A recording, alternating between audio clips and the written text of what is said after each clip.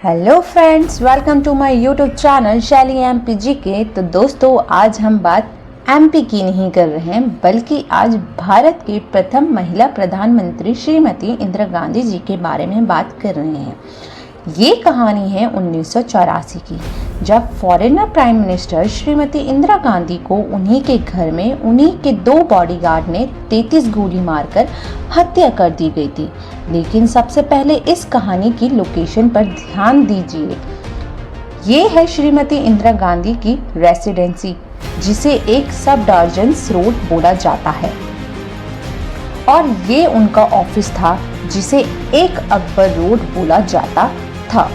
दोनों बॉडीगार्ड ने अटैक इस जगह, मतलब कि इस गेट पर किया, और ये वो रास्ता है जो प्रधानमंत्री रेसिडेंसी से जुड़ता है।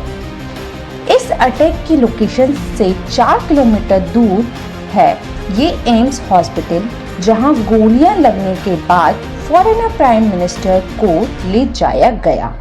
आज का दिन है 31 अक्टूबर 1984 और प्रधानमंत्री निवास में आज सुबह की शुरुआत किसी और दिन की तरह ही हुई।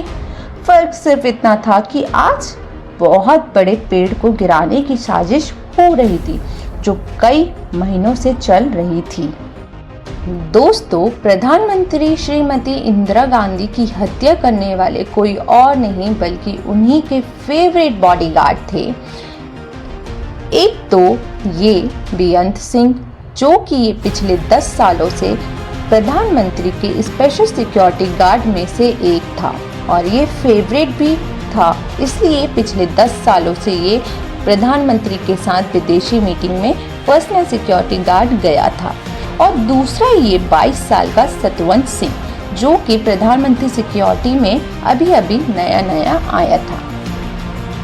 आज सुबह प्रधानमंत्री साहिबा रोज की तरह जल्दी उठ गईं, और आज उनका एक अरेस्ट टीवी जर्नलिस्ट डॉक्यूमेंट्री के साथ इंटरव्यू शेड्यूल हुआ है। इंटरव्यू सुबह 9:30 बजे शेड्यूल किया गया, जो कि लगभग 1 घंटे तक चलना है। इंटरव्यू प्रधानमंत्री आवास से लगभग इस एक अकबर रोड में होने वाला है। एक अकबर रोड उस समय इंदिरा गांधी का ऑफिस हुआ करता था, जो कि उनके आवास से इस एक में बिना गेट वाले रास्ते से जुड़ा हुआ था। इंदिरा गांधी ने इंटरव्यू के लिए आज के दिन नारंगी कलर की साड़ी पहनी है, और घर से तैयार होकर सुबह 9:20 पर वो इंटरव्यू के लिए अपने ऑफिस की ओर निकल गए। गोलियां चलने से कुछ समय पहले उनके साथ कुछ लोग और चल रहे थे, जैसे कि उनके personal security guard R K. Dhawan, security officer Rameshwar Dayal, पुश्तैनी नौकर नाथूराम, और उनके धूप से बचाने के लिए छतरी पकड़कर चलने वाले कांस्टेबल नारायण सिंह। अनफॉर्चुनेटली उस समय इंदिरा गांधी ने बुलेट प्रूफ जैकेट को भी नहीं पहना था, ये सोचकर कि घर से 50 मीटर की दूरी पर ही तो जाना है, यहाँ सब अपने ही हैं, अपनों से कैसा डर। इस बीच एक टी सेट लेकर एक सर्वेंट गुजर रहा था, जिसमें उन लोगों को चाय सर्व की जानी है। प्रधानमंत्री उनको बुलाकर बोलती हैं कि ये टी सेट अच्छा नहीं लग रहा, कोई दूसरा लेकर आओ। इतना बोलकर अपने ऑफिसर के साथ वह चल पड़े। 31 अक्टूबर के दिन गोली चलाने वाले दोनों में से एक बॉडीगार्ड ने, यानी सतवंत सिंह ने बहाना किया कि उसका पेट खराब है, इसलिए उसे शौचालय के नज़दीक तैनात किया जाए। इस समय बेअंत और सतवंत एक साथ इसी गेट पर प्लानिंग करके तैनात थे। ये गेट जो प्रधानमंत्री रेसिडेंस को जोड़ता है, जैसे जैसे प्रधानमंत्री ऑफिस के तरफ चलते गए, वैसे ही पहला बॉडीगार्ड सतवंत सिंह और बेअंत सिंह उनके पास तेजी से बढ़ने लगे और सामने खड़े हो गए। इंदिरा गांधी बेअंत को देखकर मुस्कुराई और नमस्ते के लिए हाथ जोड़ने की कोशिश की। ऐसा इसलिए दोस्तों, क्योंकि बेअंत सिंह को वो 10 सालों से जानती थी, और रोज जब भी बेअंत सिंह इंदिरा गांधी को देखता था तो नमस्ते करता था। इसलिए आज भी इंदिरा गांधी ने उसको अपने ओर बढ़ता देख सोचा कि नमस्ते बोलेगा, इसलिए इंदिरा गांधी ने पहले ही हाथ जोड़ लिया। लेकिन बेअंत सिंह का आज का मिजाज तो कुछ अलग ही था, जैसा नहीं था पहले, जैसा नहीं था, मतलब कि आज उसका मकसद कुछ अलग ही था। बेअंत ने 9:25 पर अपनी गन को इंदिरा गांधी पर पॉइंट आउट किया। जब तक वो कुछ समझ पता चलता तब तक तो देर हो गई थी। फायरिंग शुरू हो गई थी और फायरिंग करते करते 3 गोली बेअंत सिंह ने इंदिरा गांधी पे पॉइंट आउट की और इंदिरा गांधी के चेस्ट पर और डोमिनल एरिया पर लग गई और यहीं से बड़े पेड़ के गिरने की दास्तान शुरू हुई। 3 गोली लगते ही इंदिरा गांधी जमीन पर गिर गए और जोर से बोले, ये क्या कर रहे हो? बेअंत ने 1 सेकंड के लिए रुक गया और सतवंत को देखकर चिल्लाया, गोली चला। और सतवंत ने अपनी कार्बाइड बंदूक को इंदिरा गांधी पर तान दी और 30 गोलियां भून डाली। इंदिरा गांधी को बचाने के लिए उनके पर्सनल सिक्योरिटी रामेश्वर दयाल आगे बढ़े तो उनके पैरों पर भी गोली लग गई। एक अकबर रोड यानी प्रधानमंत्री ऑफिस से एक ऑफिसर एक अकबर रोड से एक ऑफिसर जिसका नाम था दिनेश कुमार भट्ट, ये देखने के लिए भागे कि फायरिंग कहाँ हुई। उसी समय दोनों गार्ड ने सरेंडर कर दिया और बोला कि हमने तो हमारा काम कर लिया, आज आपको जो करना है कर सकते हैं। एक्चुअली ये पूरा जो दुश्मनी थी ये थी ब्लू स्टार का बदला लिया है। पुलिस की चार्जशीट के मुताबिक ऑपरेशन ब्लू स्टार के बाद बेअंत सिंह अपने चाचा केहर सिंह के साथ अक्सर गुरुद्वारे जाया करता था। एक बार जब बेअंत सिंह गुरुद्वारे में कथा सुन रहा होता है तभी अचानक वो रोने लगता है। इस पर उसका चाचा केहर सिंह कहता है, रो मत, बदला लो। यहीं से बेअंत सिंह के अंदर इंदिरा गांधी की हत्या का ख्याल आया। दरअसल दोस्तों, एक दिन पहले ही भुवनेश्वर में हुई इलेक्शन रैली में भाषण में इंदिरा गांधी ने कहा था कि मुझे चिंता नहीं है कि मैं जीवित रहूं कि नहीं, मेरी लंबी उम्र रही कि नहीं, मुझे गौरव इस बात का है कि मेरा सारा जीवन सेवा में गुजरा। जब तक मुझ में सांस है तब तक सेवा में ही दी जाऊंगा। जब मेरी जान जाएगी तो मैं कह सकती हूँ कि एक एक खून का कतरा भारत में जीवित रहेगा। दरअसल दोस्तों, इंदिरा गांधी के कहे गए शब्द आज यानी 31 अक्टूबर 1984 को सच होते दिख रहे हैं। भारत की मिट्टी में वो अभी लहूलुहान पड़ी हैं, मानो समय रुक सा गया हो। और जो एम्बुलेंस लाने को बोला था, मतलब कि जब इंदिरा गांधी को 33 गोलियां मारकर हत्या करी गई थी, तो जब वहाँ पर एम्बुलेंस भी अवेलेबल नहीं थी, ये था कि पीएम हाउस में हर समय एक एम्बुलेंस खड़ी रहती है, लेकिन ये तो एक साजिश थी। तो उस समय एम्बुलेंस का जो ड्राइवर था वो भी वहाँ पर खड़ा नहीं था।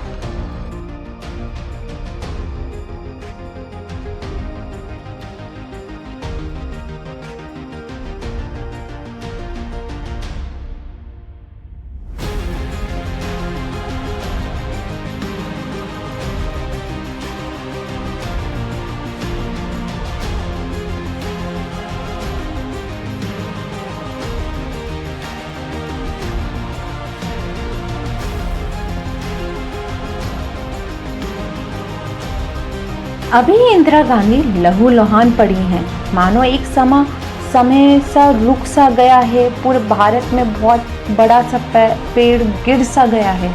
दोस्तों, हर समय एक एम्बुलेंस खड़ी रहती थी, लेकिन आज के दिन उसका ड्राइवर वहाँ यानी कि पीएम आवास में ड्यूटी पर मौजूद था ही नहीं। मानो ये एक साजिश ही थी, क्योंकि उनके जो पर्सनल सिक्योरिटी गार्ड है उनने हत्या करी थी, तो ये तो एक साजिश ही थी। यही सबसे पहला बड़ा क्लू है कि आगे आने वाले 2 घंटे मानो इंदिरा गांधी जी के लिए बहुत मुश्किल होने वाले हैं। गोलियां की आवाज़ सुनकर कांग्रेस लीडर माखनलाल इंदिरा गांधी के पास पहुंचे और एम्बुलेंस ना होते देख आर.के. धवन ने चिल्लाकर कोई भी कार निकालने को कहा। इंदिरा गांधी को जमीन से उठाकर आर.के. धवन और माखनलाल ने उठाकर कार में पिछली सीट पर रखा। आगे की सीट में R K. Dhawan, security officers Dinesh Bhatt और ड्राइवर बैठे हैं। उन्हीं की आवाज़ सुनकर सोनिया गांधी नंगे पांव दौड़कर गाड़ी की ओर भागती चली आईं और उन्होंने जब इंदिरा गांधी को इस हाल में देखकर उनका मतलब पिछली कार की सीट में वो बैठ गई। उन्होंने अपना इंदिरा गांधी के जो लहूलुहान सर को अपनी गोद में रखा और तेजी से एम्स हॉस्पिटल की तरफ बढ़े। 9:31 पर एम्बेसडर कार में एम्स के इमरजेंसी गेट पर पहुंच गई। इमरजेंसी वार्ड का गेट तेजी से खुलने में और इंदिरा गांधी को हॉस्पिटल पहुंचाने में ही 3 मिनट का टाइम लग गया और इस समय गुजरने वाली हर एक सेकंड बहुत इम्पॉर्टेंट है। अनफॉर्चुनेटली आज एम्स के वार्ड में एक भी स्ट्रेचर फ्री नहीं थे। किसी तरह पहिए वाली स्ट्रेचर का इंतज़ाम किया गया। इंदिरा गांधी को कार में से उतारा गया और उनको इस हालत में देखकर वहां तैनात डॉक्टर घबरा गए और जल्दी से अपने सीनियर डॉक्टर को इन्फॉर्म किया। वैसे सीनियर डॉक्टर को अभी तक पता नहीं है कि इंदिरा गांधी को इस तरह गोलियां मारी गई हैं। जब डॉक्टर इमरजेंसी वार्ड में दौड़कर आए तो उनको तो ऐसा लगा कि हॉस्पिटल में किसी तरह का इंस्ट्रक्शन होने वाला है। सीनियर डॉक्टर ने जब वहाँ खड़े डॉक्टर से पूछा कहाँ है इंदिरा साहिबा, तब जूनियर स्टाफ ने उनको बताया कि ये हैं, इनकी बॉडी है लहूलुहान पड़ी है। तो उनको चेस्ट में और डोमिनल एरिया में गोलियां लगी थी। डॉक्टर्स को वो बताना और वो सब चीज़ उनको ठीक करना बहुत ही मुश्किल सा हो गया था। मानो कि इतना खून उनका बह चुका था। 33 गोलियां लग चुकी थी। 5 गोलियां तो उन्होंने जैसे तैसे निकाल दी, लेकिन उनकी सांसें तो ऐसे नम हो रही थी। डॉक्टर्स सोनिया गांधी जी बहुत ही स्ट्रेस में थी, बहुत रो रही थी, रो रो के बुरा हाल था। और जो प्रेसिडेंट्स थे वो भी आउट ऑफ इंडिया थे, वो भी भारत में नहीं थे। इंदिरा गांधी जी कैसे तैसे उनका जो भी ट्रीटमेंट हुआ तो उनका ट्रीटमेंट लगभग चलता ही रहा, लेकिन प्रेसिडेंट तो बाहर थे। इंदिरा गांधी जी की आखिर मृत्यु हो गई और ये हमारे भारत के लिए बहुत ही दुखद समाचार था। लेकिन डॉक्टर्स ने ये बोला था कि ये इंफॉर्मेशन लीक नहीं होना चाहिए। वहाँ के जो बड़े बड़े कमिटीज़ बिठाई थी उन्होंने, और कमेटी में ये डिसीज़न लिया था कि ये बात अभी लीक नहीं होनी चाहिए, नहीं तो भारत में बहुत ही बड़ी आपदा आ सकती है। लाइक आपदा भी नहीं बोल सकते हैं कि एक तरह का दंगे हो सकते हैं अगर ये इस चीज़ का लोगों को पता चला कि हम कैसे ये सब मैनेज करेंगे, क्योंकि एकदम से उनकी हत्या हो गई है और ये प्लानिंग उन्हीं के बॉडीगार्ड्स ने की। जैसे तैसे उनका जो भी ट्रीटमेंट चलता रहा और जब देखा कि उनकी सांसें बिल्कुल ही नम हो गई हैं, इतना ट्रीटमेंट करने के बाद उनकी डेथ हो गई थी। और फाइनली इंदिरा गांधी जी की जो हत्या हुई थी वो उसमें लोग कामयाब हो गए और ब्लू स्टार का बदला उन लोगों ने ले लिया। पर पब्लिक्स में ये न्यूज़ आई, ब्रेकिंग न्यूज़ तो आएगी क्योंकि कब तक छुपाएगा इंसान। तो उन्होंने सिख पर बहुत हमला करे, क्योंकि ये दो जो थे गार्ड्स थे वो सिख थे और उनको मारने वाले, इंदिरा गांधी को मारने वाले सिख ही थे। तो सिखों को बहुत मारा गया, उनको इवेंट हत्या कर दी गई। दंगे फसाद बहुत हुए थे उस टाइम, 15-14 दिन तो पूरे दंगा फसाद में सिखों को पॉइंट आउट किया और सिखों को खूब ली। उनको दिल्ली में अग्नि दी, उनके जो भी रिलेटिव्स थे, और उनको सलामी दी गई भारत की। और यहाँ पर इंदिरा गांधी की डेथ हुई 31 अक्टूबर। आई होप आपको ये वीडियो अच्छी लगी हो। Thank you for watching my video. Please